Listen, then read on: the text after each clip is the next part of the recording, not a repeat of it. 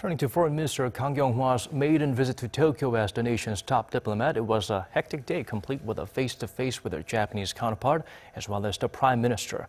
While friendly ties were reaffirmed, according to our Kwon Jang-ho, the subject of wartime sex slavery remains a thorny issue. South Korean Foreign Minister Kang Kyung-hwa met with Japanese Prime Minister Shizo Abe for a brief courtesy call on Tuesday.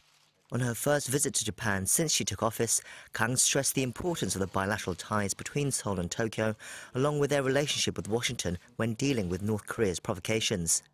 Abe replied, saying South Korea is Japan's most important strategic ally, and that despite their painful history, he hoped the two countries can maintain a more forward-looking relationship. Kang also expressed hope that the Japanese Prime Minister will be able to visit South Korea for the 2018 Pyeongchang Winter Olympics next February. However, the contentious issue of Japan's wartime sexual enslavement of Korean women was not approached. That was discussed earlier in the day when Foreign Minister Kang met with her Japanese counterpart Taro Kono. Seoul's foreign ministry said Kang briefed Kono on the task force that is currently reviewing the details of the 2015 landmark agreement that was supposed to settle the matter. The deal 2 years ago involved an indirect apology from Prime Minister Abe and the establishment of a foundation to compensate the victims.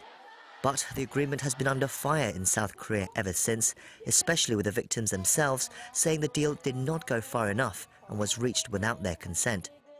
President Moon Jae-in pledged during his presidential campaign that he would review the agreement, leading to the formation of a task force in July to handle the issue. The South Korean government announced the results of the investigation, which are expected to be very critical of the deal, will be released on December 27th, a day before the agreement's 2-year anniversary. However, Kang seemed to suggest there would be some leeway to the Moon administration's response. She told reporters earlier in the day that she planned to inform Kono the review will not necessarily fall in line with the administration's stance on the matter. Kono meanwhile told reporters before his meeting with Kang that the 2015 agreement was final and irreversible and that Seoul should sincerely carry out its terms.